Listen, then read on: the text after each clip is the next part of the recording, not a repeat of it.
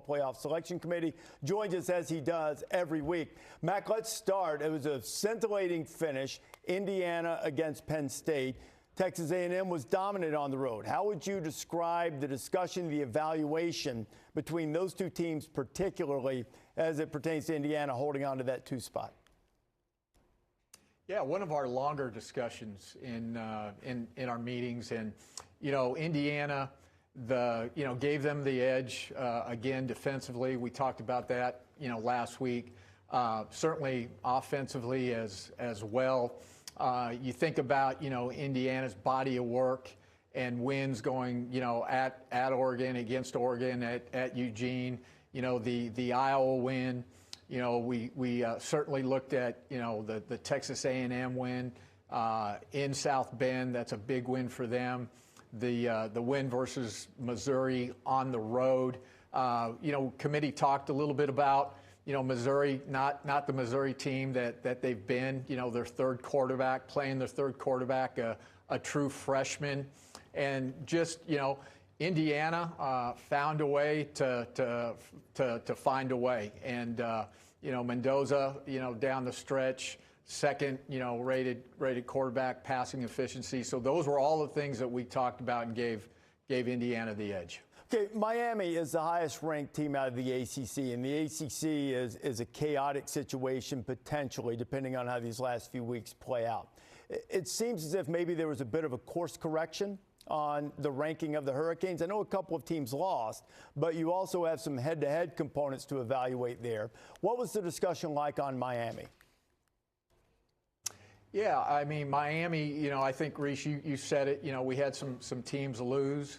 And again, the conversation with Miami has been, about their consistency especially on offense. They've been really, really good, on defense.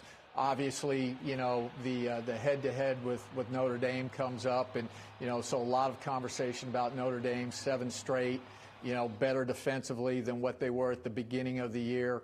So all of those things played into it. We've got great respect for Miami. When you think about the eye test, they're really talented, both sides of the ball. Just need to be a little bit more consistent on the offense. What's keeping Texas Tech out of the top 4? I think, what a convincing win against, BYU, both sides of the ball.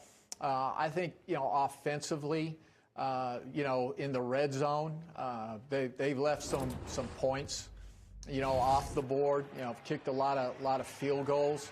But, Rece, they're a really good football team. Their front 7 defensively, we think, is as good as there is in the country. Baron Morton, he's playing with a bad leg. Really, really tough kid. But, offensively is what's probably kept them out of the top 4, top 5. Okay, Mack, I've got to ask you this one real quickly. Just want to circle back beyond Miami, the rest of the ACC. How does the committee evaluate the overall and relative strength of the ACC? And by the ACC, I mean the ACC teams you're ranking. Yeah, so we really, we look at each team on its own. We don't look at, conferences.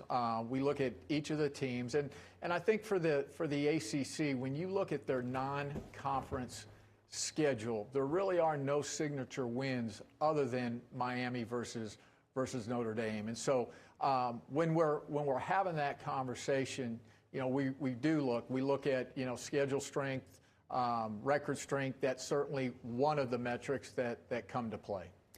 Mack, we appreciate it. We'll talk to you next week as you guys issue more rankings, have more games to evaluate. We appreciate your time. Thank you, Rece. All right, that's Mack Rhoades. He is the chair of the College Football Playoff Selection Committee, the athletic director.